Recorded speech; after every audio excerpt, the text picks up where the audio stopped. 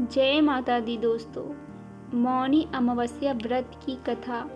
एक समय की बात है, एक कांचीपुरी नाम के नगर में एक ब्राह्मण का परिवार रहता था। ब्राह्मण की पत्नी, एक पुत्री और इसके अलावा ब्राह्मण के 7 बेटे भी थे। ब्राह्मण ने अपने सभी पुत्रों का विवाह बड़ी धूमधाम से किया और फिर अपनी पुत्री गुणवती के लिए वर तलाशने लगा। उसने अपने बड़े बेटे को पुत्री गुणवती के लिए वर खोजने के लिए नगर से बाहर भेजा। इस बीच उसने अपनी पुत्री गुणवती की कुंडली एक ज्योतिष को दिखाई। कुंडली देख ज्योतिष बोला कि आपकी बेटी विवाह के उपरांत तुरंत ही विधवा हो जाएगी। यह सुनकर ब्राह्मण दुखी हो गया और ज्योतिष से बोला, इस दोष का निवारण बताइए। तब ज्योतिष ने कहा कि अगर सिंहल द्वीप में रहने वाली सोमा नाम की धोबिन शादी के समय अपना पुण्य आपकी पुत्री को दान कर दे और वर और वधू को आशीर्वाद दे दे तो आपकी पुत्री आजीवन सुहागन रहेगी। यह सुनते ही ब्राह्मण ने अपने सबसे छोटे बेटे के साथ अपनी पुत्री की सोमा धोबिन के घर भेज दिया। उन्होंने सोमा धोबिन को पूरी बात बताई। सोमा धोबिन ने उनके साथ उनके घर जाने के लिए तैयार हो गई।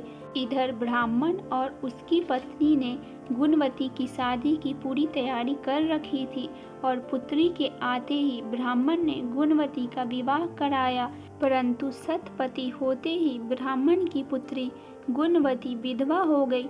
तब सोमा धोबिन ने उसने अपना सिंदूर दान कर अखंड सौभाग्यवती का वरदान दिया। सोमा धोबिन ने अपने सभी पुण्य का फल दान कर दिया, गुणवती के पति को पुनः जीवित कर दिया और वर और वधू को आशीर्वाद देकर अपने घर के लिए वापस लौट गई।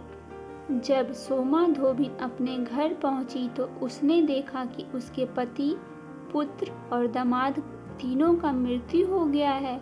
जिसके बाद धोबिन नदी के किनारे एक पीपल के वृक्ष के नीचे बैठकर भगवान विष्णु की पूजा करने लगी और पीपल के पेड़ की 108 बार परिक्रमा की। सोमा धोबिन की भक्ति से भगवान विष्णु ने प्रसन्न होकर सोमा धोबिन को पुण्य दिया, जिससे उसके पति, पुत्र और दामाद फिर से जीवित हो गए। कहते हैं तभी से ऐसी मान्यता है कि यदि माघ अमावस्या के दिन मौन रहकर भगवान शिव और विष्णु की पूजा करते हैं तो मनुष्य को पुण्य की प्राप्ति होती है। जिस दिन उस कन्या का विवाह हुआ था वह मौनी अमावस्या का ही दिन था। तभी से माना जाता है कि मौनी अमावस्या का महाव्रत की शुरुआत हुई थी। अगर मेरी ये वीडियो आपको पसंद आए तो लाइक, सब्सक्राइब और कमेंट्स जरूर करें। जय माता दी।